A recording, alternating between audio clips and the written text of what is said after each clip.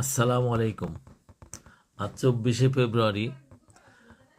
পরিবহন খাতে চাঁদাবাজি নিয়ে আমাদের মাননীয় মন্ত্রী সাহেব একটা কথা বলেছেন এবং সেই কথা নিয়ে নানা ধরনের আলোচনা সমালোচনা হচ্ছে।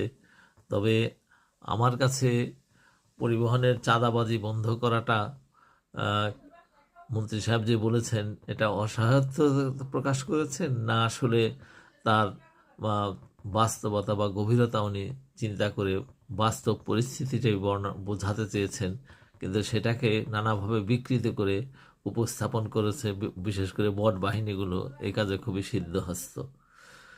কেননা পরিবহন খাতে যে চাঁদাটা আদায় করা হয় বা চাঁদাটা তুলে, এটা একেবারে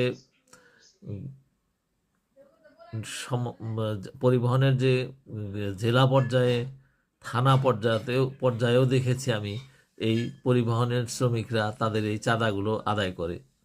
তো আমি জিজ্ঞাসা করলাম কেন তারা এই চাঁদাগুলো আদায় করে। তারা বলল এটা তাদের শ্রমিক কল্যাণ এবং মালিক কল্যাণ যে বিভিন্ন সমিতি আছে সেই সমিতির নামে এবং সেই তাদের কল্যাণে এই চাঁদাটা তারা আদায় করে এবং এই চাঁদাটা দেয় ওই শ্রমিক এবং মালিকরা। তারা প্রত্যেকটা গাড়ি থেকে আদায় করে। আবার চাঁদাটা যারা আদায় করে তারাও শ্রমিক এবং মালিকেরই প্রতিনিধি বা সরাসরি শ্রমিকরাও এর সাথে যুক্ত। তাহলে এই সমস্যাটা কোথায়?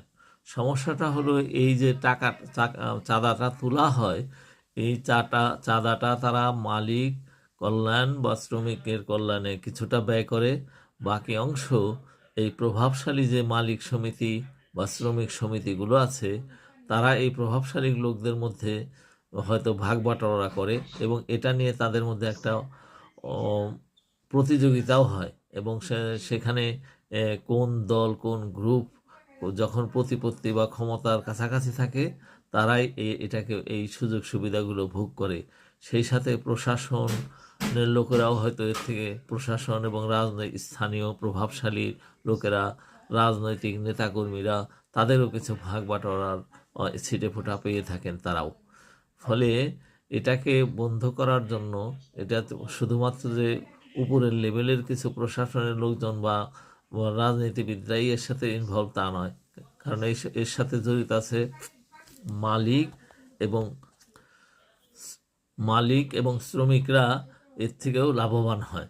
ফলে এই সিস্টেমটাকে হঠাৎ করে বন্ধ করে দেওয়া খুব সহজ বিষয় মনে হলেও কিন্তু এটা সহজ নয় শ্রমিকদের এবং মালিকদের কারণে। কিন্তু সব মূল কথা